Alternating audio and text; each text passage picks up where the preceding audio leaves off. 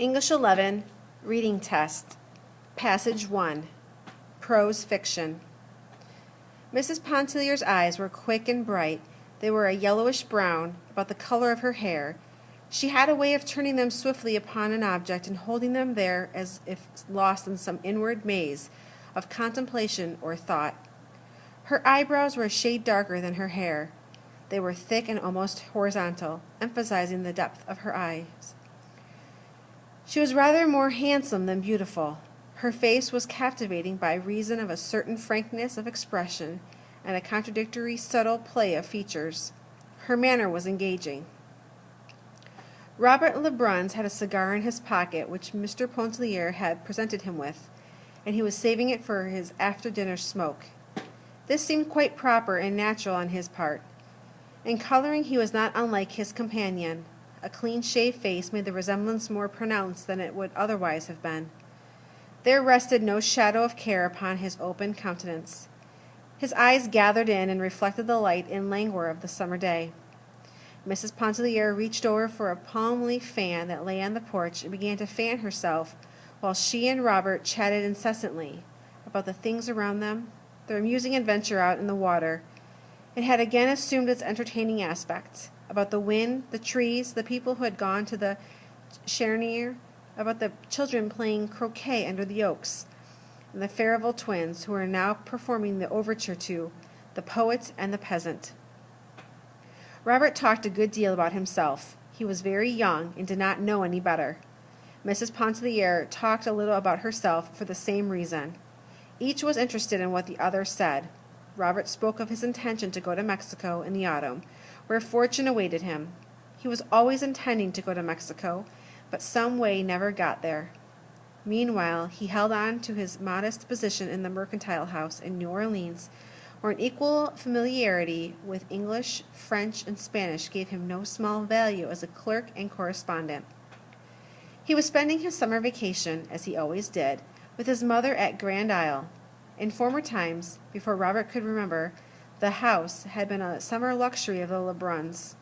Now, flanked by its dozen or more cottages, which were always filled with exclusive tenants from the Courtier Francois, it enabled Madame Lebrun's to maintain the easy and comfortable existence which appeared to be her birthright. Mrs. Pontellier talked about her father's Mississippi plantation and her girlhood home in the old Kentucky bluegrass country. She was an American woman with a small infusion of French which seemed to have been lost in dilution. She read a letter from her sister, who was away in the East, and who had engaged herself to be married. Robert was interested and wanted to know what manner of girls the sisters were, what the father was like, and how long the mother had been dead. When Mrs. Pontellier folded the letter, it was time for her to dress for the early dinner.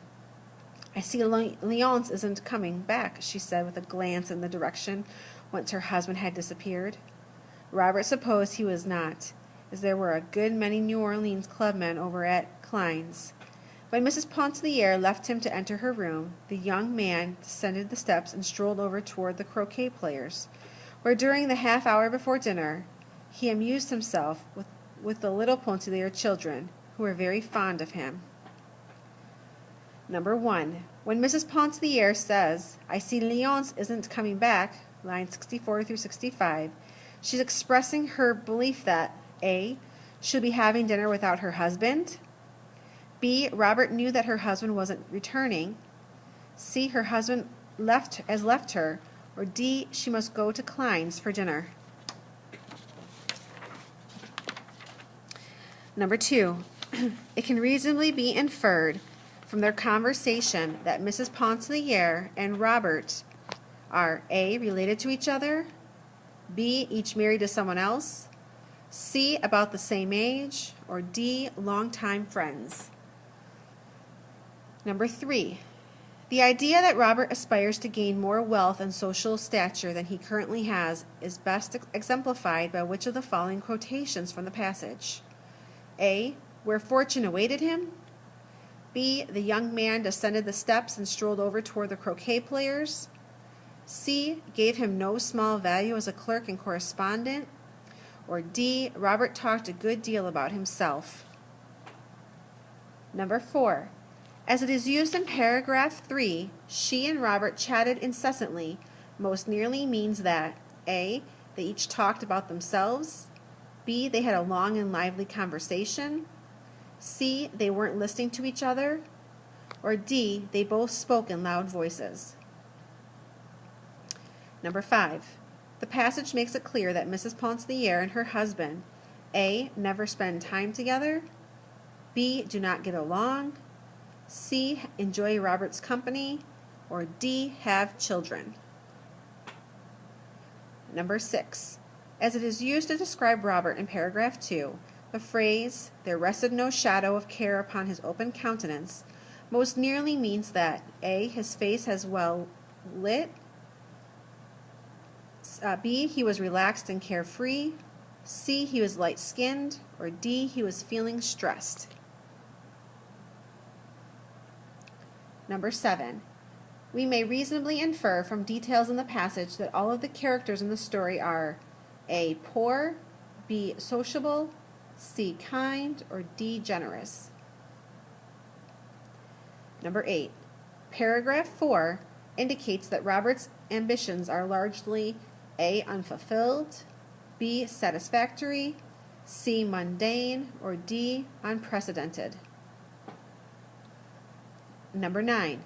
It can be reasonably inferred from information in the passage that A. Robert's mother was better off financially in an earlier time. B. Robert is visiting his mother to help her out. C. Robert will never go to Mexico. Or D. Robert pretends to be more well off than he is. And number 10. Details in the passage suggest that Mrs. Pontellier A. longs to go back to her family home. B. Feels like a stranger at Grand Isle. C. Does not enjoy being a wife and mother. Or D. Is accustomed to being without her husband.